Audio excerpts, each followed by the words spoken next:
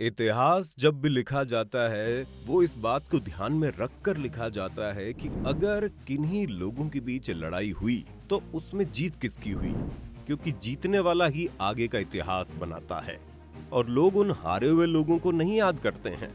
लेकिन ये दुखद है कि हमारे देश के इतिहास में उस हार और जीत से ज्यादा इस बात को लिखा गया कि इस हार में किस इंसान ने गद्दारी की, क्योंकि उन्हीं लोगों की गद्दारी के कारण ही भारत कई सदियों तक बाहरी शक्तियों का गुलाम रहा और ये सारे गद्दार अपनी गद्दारी की वजह से इतिहास में पहचाने जाने लगे। तो आखिर कौन थे वो गद्दार और उनकी गद्दारी से देश को कितना नुकसान हुआ, आज के वीडियो में हम आपको यही बताने वाले हैं। जिवाजी राव सिंधिया। जिवाजी स्वतंत्रता संग्राम के समय ग्वालियर के राजा हुआ करते थे। 1853 ईस्वी में झांसी की रानी लक्ष्मीबाई के पति के मरने के बाद लॉर्ड डलहौजी ने जब्ती का सिद्धांत लागू करके उनका राज्य हथिया लिया था, जिस बात से वो काफी नाराज थी, जिसके चलते वो सिपाही विद्रोह शुरू होने पर विद्रोहियों के साथ मिल गई और फिर सर यूरोज के नेतृत्व में अंग्रेजी हुकूमत का डटकर सामना किया। जब अंग्रेजों की सेना किले में घुस गई तो लक्ष्मीबाई किला छोड़कर कालपी चली गई, लेकिन उन्होंने हार नहीं मानी और वहां से भी युद्ध जारी रखा, जिसमें जब उन्होंने ग्वालियर के किले पर हमला बोला और अंग्रेजों के खिलाफ लड़ाई छेड़ी तो ग्वालियर के सारे सैनिक विद्रोहियों के साथ छा गए और अंग्रेजों के खिलाफ लड़ने लगे, जिससे अंग्रेजों की हार तय थी। लेकिन तभी सिंधिया ने अपना गद्दारी वाला रंग दिखाया और वो उसी अंग्रेजी सेना का सेनापति बन गया जो लक्ष्मीबाई और तात्या टोपे के खिलाफ लड़ रही थी। इसके बाद जब ग्वालियर की सेना अपने ही राजा को अंग्रेजों का सेनापति बनते देखती है तो वो भी उनके साथ हो गए, जिसके कारण रानी की सेना कमजोर पड़ गई और आखिरकार उन्हें मौत का सामना करना पड़ा, जिसका सबसे बड़ा जिम्मेदार सिंधिया ही था। इसलिए आज भी उसकी गद्दारी लोगों को याद है। इस गद्दारी और ब्रिटिश हुकूमत के लिए वफादारी के कारण इस गद्दार राजा को अंग्रेजों ने नाइट्स ग्रैंड कमांडर का खिताब भी दिया था। जयचंद। अगर भारत के इतिहास के सबसे बड़े गद्दार की बात करें तो उसमें एक ही नाम होगा, वो है जयचंद। जयचंद पर आरोप है कि उसने गौरी को पृथ्वीराज पर आक्रमण करने हेतु बुलाया और सैनिक सहायता दी। आइए पृथ्वीराज की हार के कुछ कारणों व उस वक्त उसके साथ गद्दारी करने वाले जयचंद के कुछ ऐतिहासिक तथ्यों पर नजर डालते हैं। जयचंद कन्नौज साम्राज्य के राजा थे। वो गहरवार राजवंश से थे, जिसे अब राठौड़ राजवंश के नाम से जाना जाता है। दरअसल पृथ्वीराज और जयचंद की पुरानी दुश्मनी थी, दोनों के मध्य युद्ध भी हो चुके थे।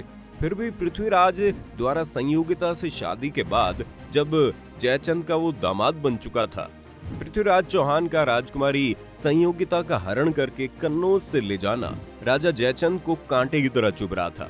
वो किसी भी कीमत पर पृथ्वीराज का विनाश चाहता था। ऐसे में अपने जासूसों से उसे पता चला कि मोहम्मद गौरी पृथ्वीराज से अपनी पराजय का बदला लेना चाहता है। बस फिर क्या था, जयचंद को मानो अपने मन की मुराद मिल गई। उसने गौरी की सहायता करके पृथ्वीराज को समाप्त करने का मन बना लिया। जयचंद अकेले पृथ्वीराज से युद्ध करने का साहस नहीं कर सकता था। उसने सोचा इस तरह पृथ्वीराज भी समाप्त हो जाएगा और दिल्ली का राज्य उसको पुरस्कार स्वरूप दे दिया जाएगा। राजा जयचंद के देशद्रोह का परिणाम ये हुआ जो मोहम्मद गौरी तराइन के प्रथम युद्ध में अपनी हार को भुला नहीं पाया। वो फिर पृथ्वीराज का मुकाबला करने के षड्यंत्र रचने लगा। राजा जयचंद ने दूत भेजकर गौरी को पृथ्वीराज के खिलाफ सैन्य सहायता देने का आश्वासन दिया।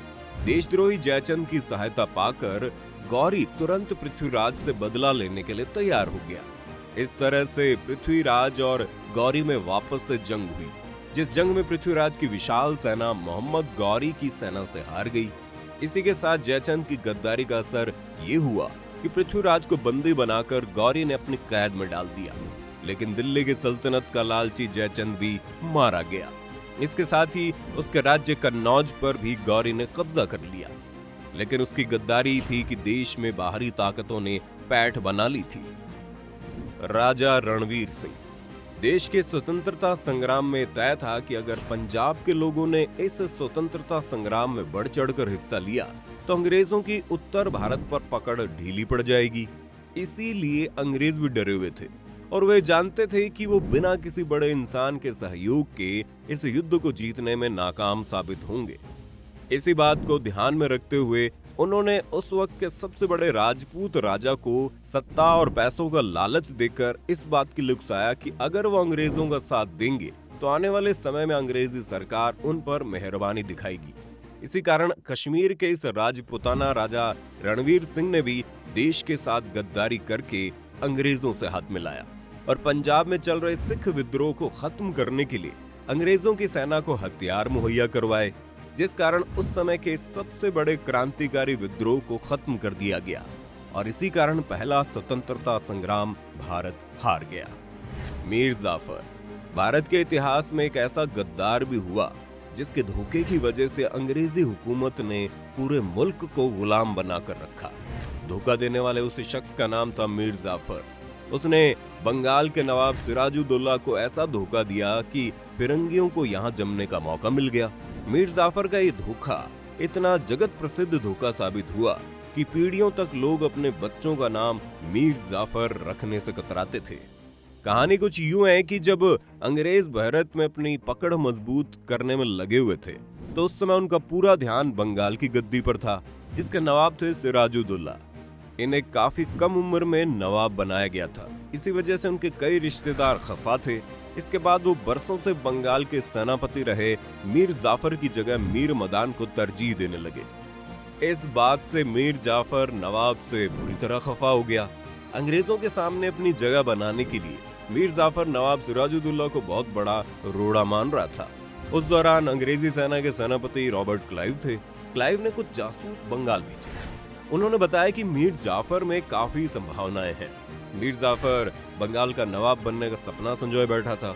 क्लाइव ने उससे संपर्क साधा और उसके बाद शुरू हुई बंगाल के खिलाफ वो गद्दारी जिसमें बंगाल पर भी अंग्रेजों ने अपना कब्जा कर लिया और गद्दार मीर जाफर वहां का नवाब बन गया, क्योंकि उसने प्लासी के युद्ध में अंग्रेजों को बंगाल की सेना के सारे राज दे दिए थे। दोस्तों, ये थे इतिहास के वो कुछ गद्दार जो आने वाली कई पीढ़ियों तक अपनी गद्दारी की वजह से ही जाने जाएंगे और हर बार लोग इतिहास पढ़ते या सुनते हुए इस बात को दोहराएंगे कि काश इन लोगों ने गद्दारी नहीं की होती तो आज देश की शक्ल सूरत कुछ और ही होती। आपको क्या लगता है, अगर इन लोगों ने देश से गद्दारी नहीं की होती तो क्या भारत 1857 में ही आजाद हो गया होता? आप अपनी राय हमें कमेंट करके जरूर बताइए। साथ ही इस वीडियो को लाइक और शेयर करना ना भूलें और हमारे चैनल को जरूर सब्सक्राइब कर दें।